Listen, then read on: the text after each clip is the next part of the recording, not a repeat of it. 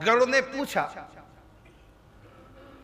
कि जीते जी जो व्यक्ति ये सब कर्म नहीं कर सका, अनपढ़ है, जानकारी नहीं, जंगली है, और या मूर्ख है, या नास्तिक टाइप का है, विश्वास अधिक नहीं है, क्या उसका उद्धार नहीं हो सकता? क्योंकि आचार खंड जब पूरा सुन लिया, आचार खंड तो उनके लिए जो धार्मिक लोग हैं, भक्त लोग हैं, उनके लिए आचार खंड है, लेकिन जो भक्त नहीं है, क्या उनका उद्धार नहीं हो सकता? तो भगवान ने कहा कुछ बातें हैं ऐसी, यदि उनके घर वाले चाहें उसका भी उद्धार कर सकते हैं, और यहीं से फिर प्रेत सर्ग प्रारंभ होता है। मरणासन व्यक्ति की भी सदगति हो जाए, भले उसने ऊंचे कर्म धर्म नहीं किए। एक तो यह है कि उसका सिर खटिया पे नहीं छूटना चाहिए, धरती पे। तो कैसी धरती पे सिर छूटे? उसकी अधोगति नहीं होती, चाहे वो महापापी भी क्यों ना हो। तो कैसी उसकी अंतिम स्थिति हो? कहते हैं उसको धरती पे सुलाओ, उसके प्राण धरती पे छूटने चाहिए, खाट पे, बिस्तर पे नहीं। धरती कैसी हो? तो पहले उसको गाय के गोबर से लीपो, और गाय के गोबर से लीपने के बाद चारों तरफ जल का एक फेरी दो, जैसे दूध की धारा चढ़ाते हैं ना चारों तरफ गिरिराज जी के, तो चारों तरफ जल की धारा छोड़ो, उसको बोलते हैं जल मंडप, जल मंडल बना लो।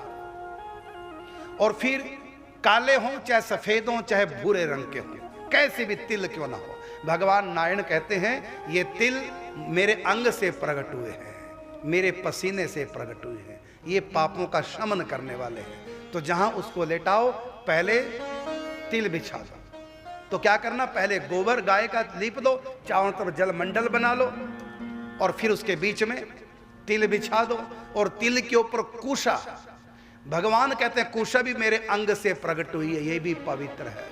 कुशा के जड़ में ब्रह्मा जी का निवास है, कुशा के बीच में मेरा निवास है, ठाकुर जी कहते हैं, और कुशा के अंतिम जो छोर है उस पर भगवान शिव का निवास है। और मेरे अंग से प्रकट हुए सदा पवित्र तिल प्रेत योनि में नहीं जाने देते। तो जब प्रेतों के लिए, भूतों के लिए, पितरों के लिए कुछ करो, वहां तिल का प्रयोग करो, और जहां देवताओं के लिए कुछ करना है तो वहां कुशा का प्रयोग करो। तो पहले तिल बिछाओ, फिर उसके ऊपर कुशा बिछा दो, उसके ऊपर उस मरणासन व्यक्ति को लेटा दो, और उसके हाथ में भी दोनों में कुशा दे दो, और उसकी नाभि से ऊपर कुशा रख दो, नाभि के नीचे नहीं, नाभि से ऊपर ऊपर कुशा रख दो। कहते यदि ये सब काम कर दिया गया तो कितने पापों का शमन हो जाएगा। उसको लेने धर्म यमदूत नहीं, धर्मदूत आएंगे।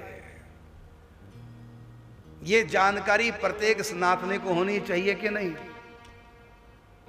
लेकिन नहीं, आप ऐसा करते हैं। फिर सुन ले, जो ऐसा करें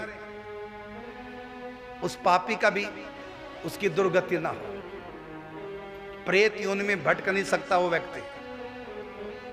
अंतिम समय दी ऐसी स्थिति उसकी। कैसी? खाट पे प्राण ना छूट जाए, धरती पे छूटे। कौन सी धरती पे?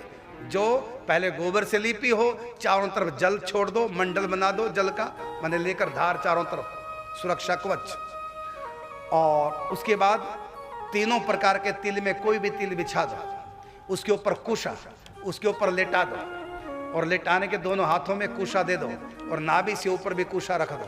कहते हैं इतने से उसके तन के जो पाप है, पाप तीन जगह होते हैं, तन में, मन में, और संस्कार बनकर चित्त में। तो उसके तन के सारे पाप